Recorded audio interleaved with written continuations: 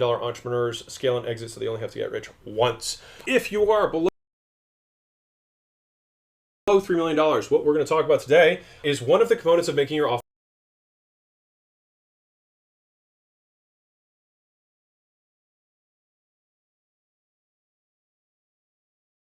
more successful so that you get more sales, get more leads, and you get more people to say yes at higher prices.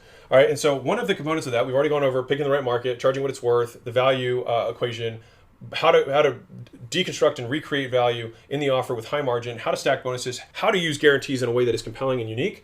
And today it's going to be increasing the scarcity and urgency. All right, so this is how we get people to make faster decisions. This increases our cash conversion cycle. So if we are spending money on advertising, we want to get that money back as fast as possible. So part of that is decreasing the time for people to make decisions, right? And so two components of that are going to be scarcity and urgency, which is a function of units and time. All right, so that's what we're going to go through today. If you like this stuff, you can find out more at acquisition.com. All my stuff is free. And it's because I don't need your money. And I just want everyone to be wealthy. Crazy, I know. Okay, so offer component number 8, scarcity and urgency. So let's rock into it. So you might not be making money because your prospects are not buying fast enough, right? They need to make faster decisions in order for your marketing to be profitable. All right, and so the two components of this are urgency, right? Which is, you have to make a decision by X date or X time. And that's like 5, 3, 2, 1. There's countdown timers. They're telling them there's X date they have to decide by. And the other component of that is scarcity. Is how many spots or how many units you have left. All right, so this is one is a function of how many of a thing there are, units, and the other one is a function of time. All right, and you can use both of them successfully. So let's start with urgency. So there's 4 common reason whys that work that we've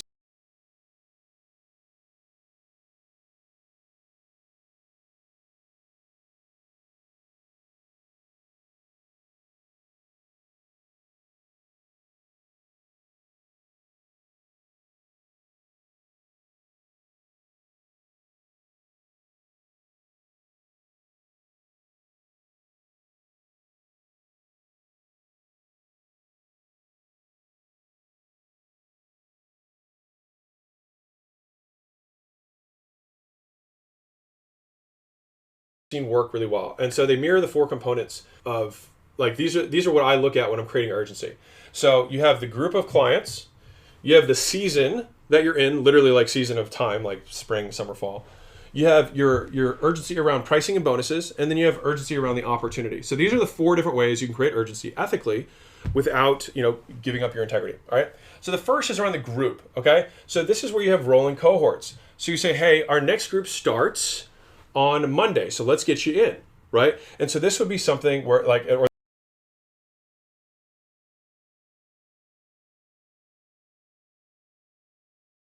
next group starts on in 2 weeks, whatever it is, right? And so if you happen to always start, like most businesses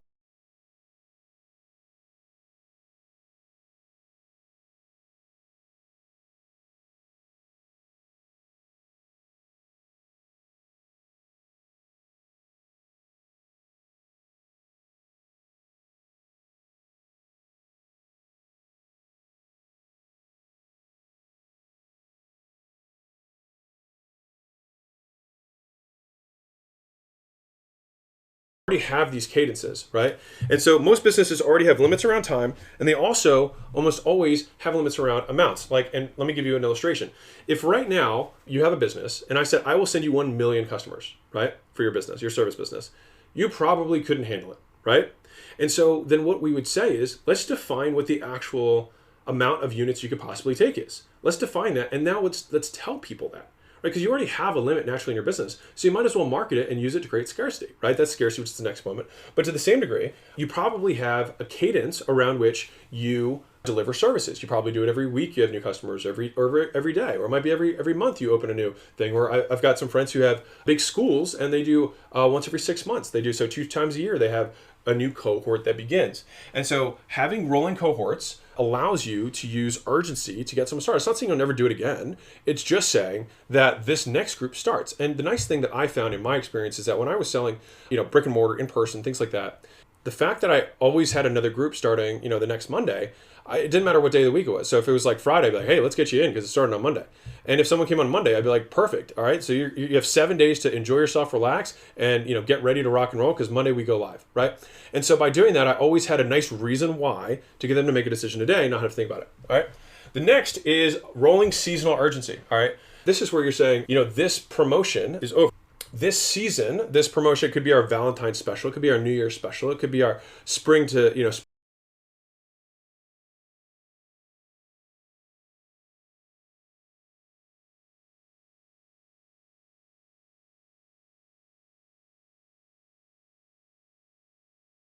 associate with it. So we might have bonuses that we swap out. So let's say I have 10 bonuses that I give people.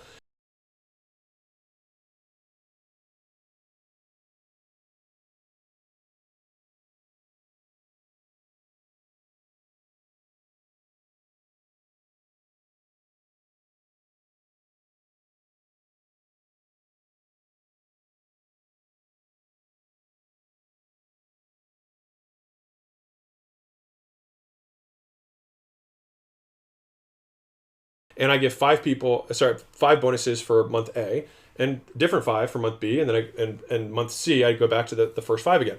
So I might have these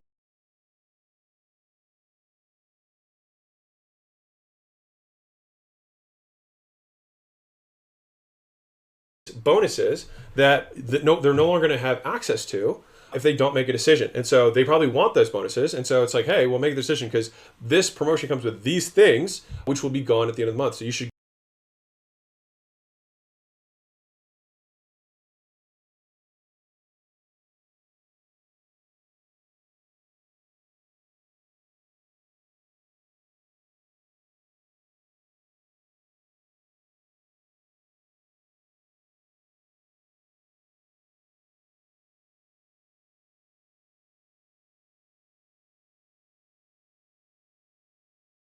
get in on that, right? And so that also functions the same way with pricing. So if you have a specific discount or a specific starting price, then you can utilize that. So a fun, easy example for this is like how you can variate this stuff. This is especially important in local markets because you have such a limited audience that you have to cycle through promotions quickly. So you want to change the flavor of it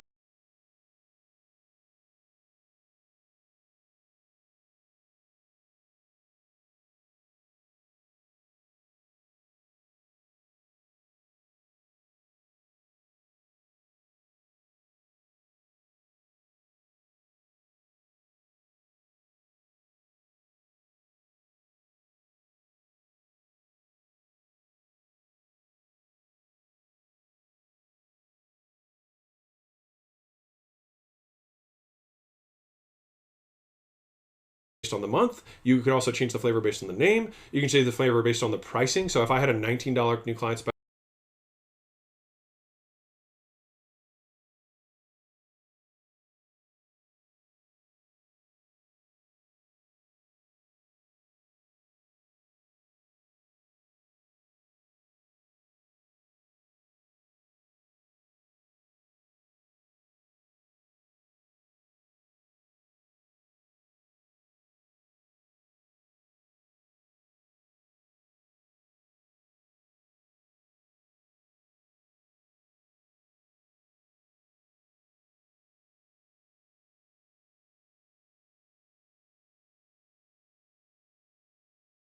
versus a $29 new client special versus a $1 new client special versus a free start or free first session, all of those are different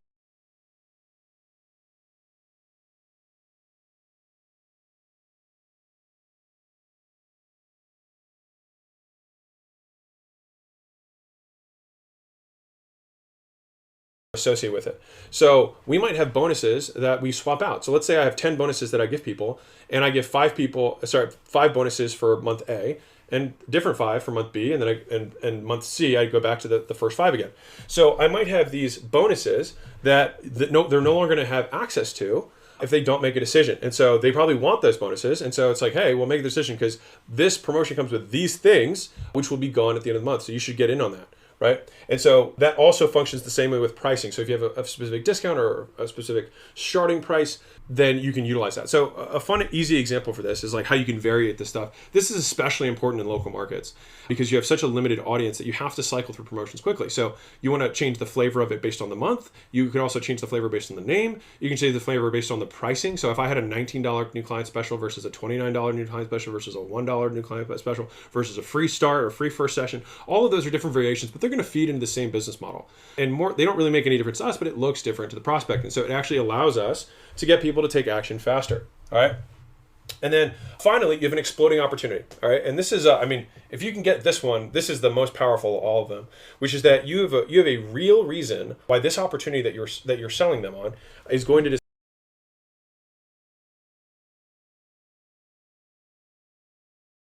disappear. Right. So an example of that would be, let's say, eBay and Amazon. There's a price discrepancy. So that means that if on eBay I can get, or Craigslist and Amazon, whatever, I can buy things at one price and I can sell them at another price, and there's a huge discrepancy between those prices. That is arbitrage, right? So I don't really have to do a lot of work. I just take it from one place and sell to another place.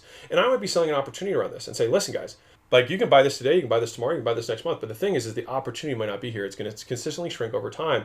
And so the sooner you get in, the more of this wave you're going to be able to ride before it crashes, because eventually the opportunity is going to disappear, as all great opportunities do, right? And so this is an exploding opportunity, which implies urgency was why they should act today, right? And so if you have a unique way of marketing, you have unique markets, for example, that you are exploiting, the buying and selling between two different price points, those are the ways that you can create an exploding opportunity. And that is how you can build urgency, those 4 ways, into your offering. All right. The next piece of this is scarcity. Now, you can do both of these. Obviously, you can just do scarcity, you can just do urgency. But scarcity comes down to a limited number of supply of seats or units. All right. So that's of places that you have the ability to service. This is why this is so important, is to define what your current limited capacities are. So define your limits, define the constraints, and then market those constraints so that you can tell people. Like, for example, you might find out that if this is especially true if you have brick and mortar, but really any service business, you only have a certain amount of capacity. Like, let's say you only have one more rep who's a media buyer, right? And that person's already 3/4 taken up, right?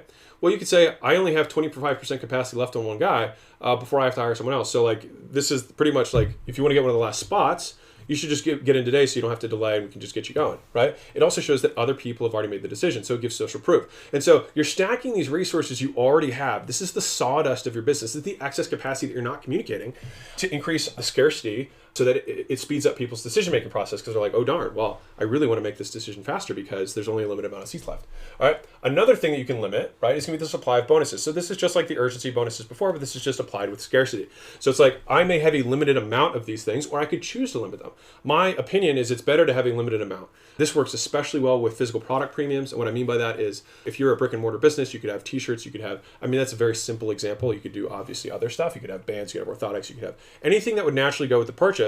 You say, this is a bonus if you buy today, right? But we only have X amount of them, right? And people can understand physical limits of unit constraints, because that makes sense from a scarcity. Otherwise, we got to wait another month before we get another offer in, and I don't know if we're going to be able to have them, blah, blah, blah. And so people say, well, I was going to think about it, but if I can get this thing today, then I'll go forward with it, right? And then the final way of having scarcity is just never available again, or one of a kind, all right? So this is really interesting because of the NFT world that exists with non-fungible tokens, which is going to be huge in the future, but it's going to be massive. But anyways, those create one of a kind products, right? That's why art is so, it can go to egregious prices, because there's only one, right? They're limited edition. That's why when you're doing, if you have a physical products business, you do flavor drops, and you do only one time only, and it's limited supply. And then once it's gone, it's gone. If you were in the apparel business, you could do a single unique design on a t-shirt, drop it, only have 100, and sell out. And you'd literally sell more of those things than if you had every single t-shirt that you'd ever made posted on a site, because scarcity drives purchasing decisions. So another example of this, I'm going to keep driving this home because it's important.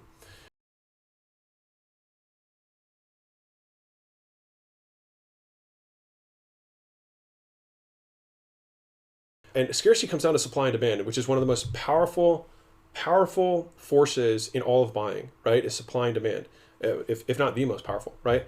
And so what we're doing is we're leveraging supply and demand to our favor. We're purposely limiting supply to increase that ratio in our favor. So I'll tell you one story. When I was at Arnold Schwarzenegger's house, we were doing this charity event. It was $25,000 a ticket. I was talking to one of his biggest donor at the event besides me, and this guy came up to me, super weathered business guy, really cool, owned an exotic watch business. And the CEO of the charity came up to me and said, hey, this is, so-and-so, you should meet him. He was the one who gave me the advice of raising the ticket prices, right? And it was because the last year it had sold out. And so